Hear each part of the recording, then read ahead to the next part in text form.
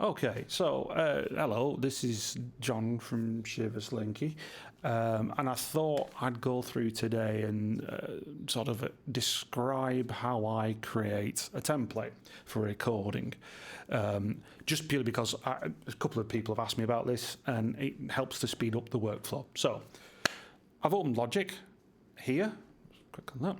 And the first thing I'm going to do is I'm going to create a MIDI track with a software instrument. It's going to come from EzDrummer 3. So let's create that.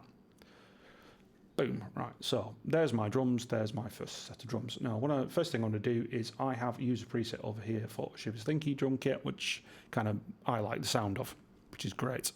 And then the next thing I'm going to do is I'm going to go to the grooves. And just as an example, I'm going to grab this first one here and grab the first fill I can get my hands on, which is actually the second one because it's got toms in it, and plonk it there, and then drag this and put it into cycle mode so you can hear what's going on. So there we go. This is how the drums are sounding currently. Now the next thing I want to do in EzDrummer is I wish to change from, and this is in the mixer, I want to change from stereo outputs to multi-channel, which gives me all my separate outputs here. Then the next part of this is to create all of these associated channels here in the mixer in Logic. So that will be the bass drum. We add in one here, that will be snare top. And this will be snare bottom. These will be the hi-hats. These are the toms. And this is the overhead. And then finally, if memory serves, this is room. 1314, go into here and just check I've got room set up correctly.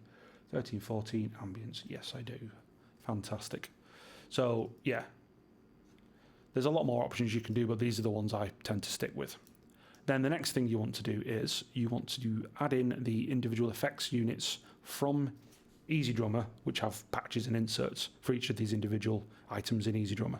So in our audio effects, we go and add in EzMix stereo, drums, insert, drums, insert, and then you want a kick. I just use this one for now just to show the example. So if I solo this track, and you can hear then, with it on, it sounds like this. There's a difference. Again, it's your taste, but this is the one I'm using currently. Now, what we need to do is do this for the rest of the instruments in the kit. So we have drums inserts, and we just want a snare on here. Again, most of the time you'll sort of get your first mix in place and then, I'd rather have this insert or that insert, and that's absolutely fine. I'm just using this to show an example of how you set this up. It's snare bottom. You want hats. Here, drums, inserts, hats. If you can remember the alphabet, it's a lot better. EzMix stereo. This is the toms, drums, inserts, toms. Then EzMix stereo. This is the overheads. Insert, overhead,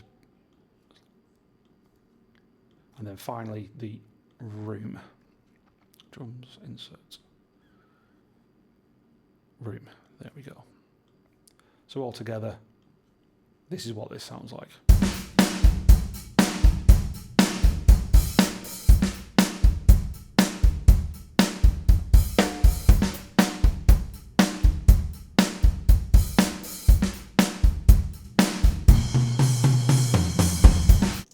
So that's kind of the insert setup. I don't really mess with the EQ at all at this point. All the inserts for the effects that I find have really nice EQ, so I just kind of leave them as they are.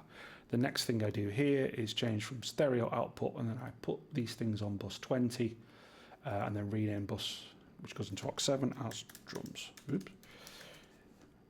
And from here, you can add in another, whatever you want at this point. You can essentially, you could add in a beat bus.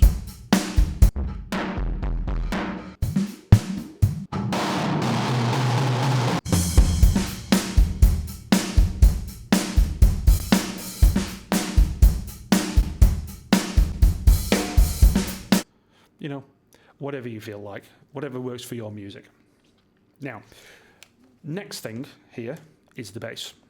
So I have a new audio track. Let's call this one bass. It's a mono track. Then what I like to do here is I'll stick compression on just because I'll end up using compression, but I won't touch the EQ. What I will do, however, I will then send this out to 2 buses, bus 3 and 4 here.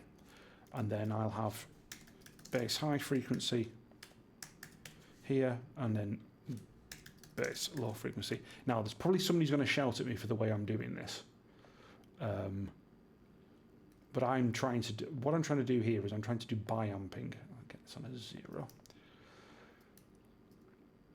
There we go. God, that's fiddly. Then take stereo out and turn it off. So what do I do in here? Right, I'm going to low shelf about 800. None of this is sort of set in stone. It all depends on the song, and you know, this frequency here that I'm using for the crossover, it just depends on how it sounds in the mix. So I've got my Chinese EQ. I'll then go into EzMix stereo, and I will pick a lovely bass amplifier, probably the bass overdrive 8x10 on the top, and then probably the bass amplifier, the California 1x15 on the bottom. Again, it depends how the mood takes me, realistically. But that's pretty much what I do for bass. Next, the absolute pain in the backside that is all the guitars that we'll end up with. Generally, what we do is there's a left and a right. There's usually a clean or two, and there's usually an acoustic and a solo, and occasionally a fuzz track. So when we're setting this up, we have guitar dirty 1, and I'll show you what I do with this one, because generally I then just copy this for every track. So we go into the EQ, I'll go to a default guitar, and I'll do either guitar sweetener or clean up guitar. Let's call it clean up guitar today. Then I've got my EQ, and then I will go into EzMix mono, and then I will take a guitar amplifier, and I will take, I do different amps on both sides. So I'll do guitar amp rock on this one here, and dirty 1. That's fine, I'll show you the panning in a minute. Guitar dirty 2, and I've done Command and D to duplicate the track. Guitar dirty 2, and then I will change this, not the EQ, I will change the EzMix amp from guitar amp rock to UK guitar stack. Duplicate this again, go into EzMix. This will be my fuzz channel, I'll rename this in a second. And I really like fuzz drive stack, it's very monster magnety. I'll rename that guitar fuzz. I'm going to duplicate this one, move that down to the bottom, and call this one guitar solo. Again, what I will do with this one, the reason why I've copied that channel is because I want to have UK guitar stack. Actually, I want the other one, don't I? I want guitar amp rock, and I want to whack the gain up. I will change the EQ on this to make it more focused, just so it's not trampling on the other guitar sounds, and I will also add in a lovely, lovely tape delay, because I love delay. After this, I'm going to duplicate that track again, and I'm going to say guitar clean 1, probably 2 or 3 clean guitars, but let's turn the tape delay off. Let's go into EzMix, but I'll have a clean 2x12 reverb. I'll then duplicate this track and give myself the other end of it, which is a UK reverb combo. And then usually there's an acoustic in there, at least 1, usually 5. Just, you know, if you've got the channels, you might as well use them.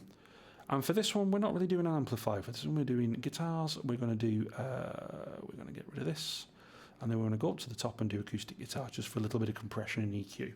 And again, you can do compression manually. You can do all this stuff manually.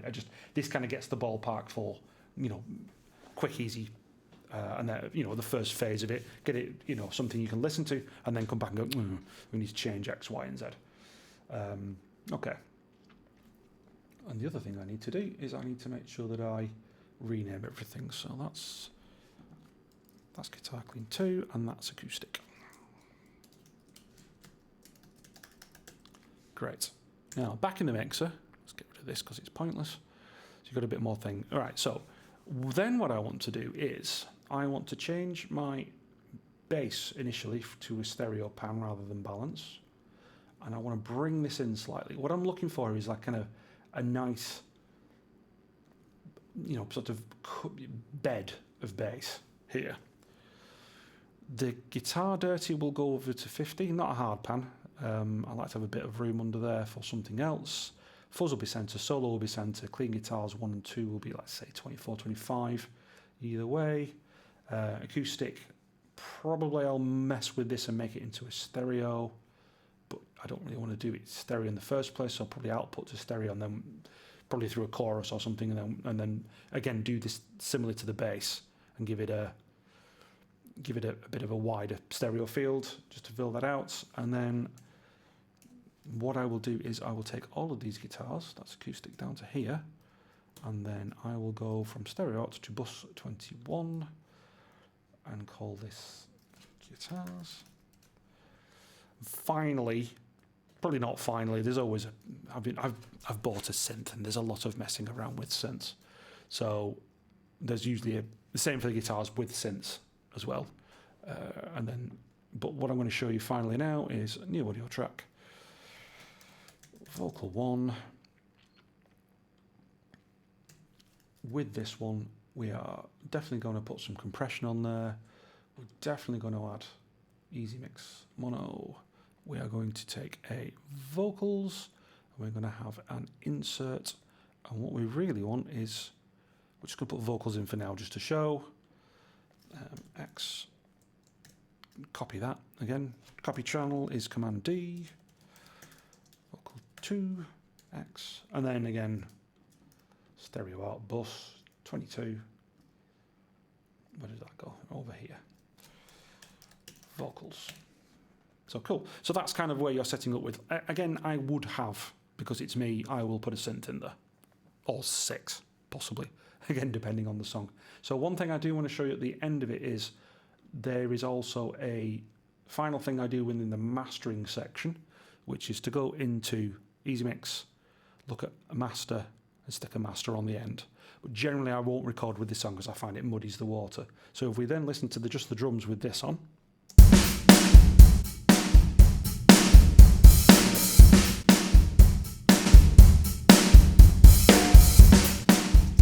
as you can tell there, it's you know, changing the frequencies that you'd expect within a mix, and it kind of sounds a bit too harsh for me, so I'd back it off and I'd change the mastering. But you know, generally that's where I would start at this. But I'd turn the mastering off at the end, record with it off, put it back on during the mix, you know, near the end of the mix once I'm happy with everything, and just see how it all interacts with the mastering.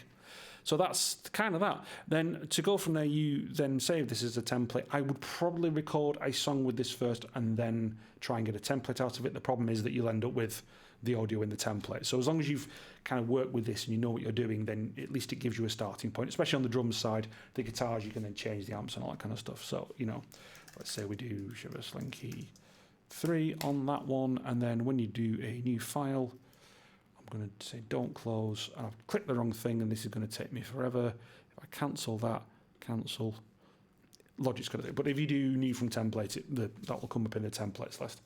I'll stick that on at the end.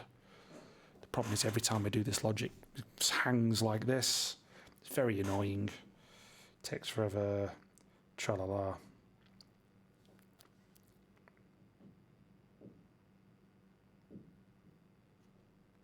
Right, cool. Let's try that again then, shall we? Right, so new from template. Let's not close this. And there you go. You've got your Shiver Slinky 3 in there with everything set up. But yeah, cool. Thank you for your time. I hope this was helpful. Do whatever you want with like, comment and subscribe buttons. I don't really care.